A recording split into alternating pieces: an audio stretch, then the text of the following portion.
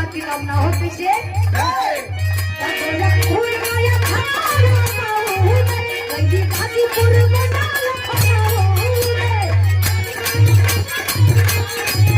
कहीं बाकी पुरबना